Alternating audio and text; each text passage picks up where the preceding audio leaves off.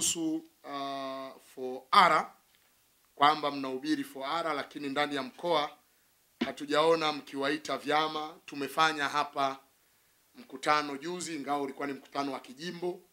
Walialikwa vyama vya upinzani, alikuwepo katibu wa Chadema wa wilaya Mzee Mbasha, alikuja hapo, walikuja na viongozi wengine mbalimbali, lakini masuala ya kudili na hizi taasisi za kijamii ziko chini yangu mwenezi. Kwenye wilaya ziko chini ya mwenezi wa wilaya. Kwa hiyo Chauma tutakutana, tutengeneze ule ubwabwa vizuri tu. Hilo halina shida. Tutawaita na watu wa vyama vingine, jambo litakaa vizuri. Kwa hiyo halina shida. Tutakaa tuzungumze, ila nilikuwa na hofu kabla watu wangeanza kusema huyu bwana anaonga vyama vingine. Kwa hiyo lakini kwa sababu tayari tumeingia kwenye michakato, lazima tukae tukubaliane. Sio hivyo tu.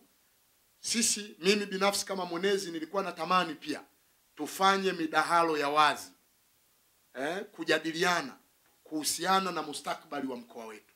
Nimekwenda Tunduma FM pale, nimesema nikamwambia wakina Mwakajoka, na wasikia wanajoka joka tu, wanaimba kwenye majukwaa, wanasema tukutane live, tualikeni, na nyinyi mnaweza mkaandaa waandishi wa habari, andaeni, tuiteni. Asante.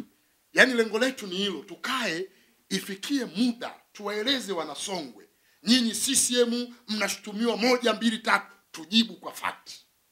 Na wao tuambie hamwezi kuongoza nchi kwa sababu 1 2 3. Na ndio maana kama mnakumbuka, juzi tulikuwa na mafunzo pale Mbeya. Wenezi wa mikoa 6 ya nyanda za juu kusini tulikutana. Tukiwa pale tulitoa tamko. Tukasema sisi wenezi wa mikoa ya nyanda za juu kusini tunaomba mdahalo wa wazi kuhusiana na hii hoja ya no reform, no election. Tunaelewana? Wenzetu wanasema no reform, no election. Tunataka mjadala wa wazi. Wako viongozi wao wa nyanda za juu kusini, tukutane. Lakini masharti yetu uwe mjadala wa wazi. Urushwe live. Watu wasikie. Hakuna kuedit.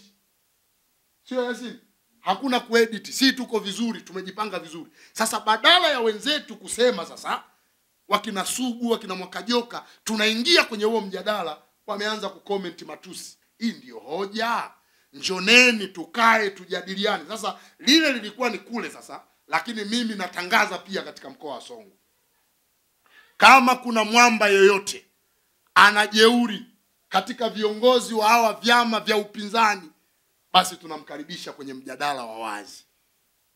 Mimi sina haja ya kupewa taarifa mwezi kabla. Usiku tu waniambie kesho asubuhi mzee njoo. Mimi nitakuja tu, mafaili yatakuwa yanafunguka.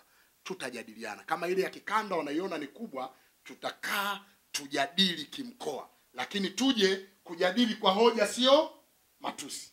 Tumeelewana jamani?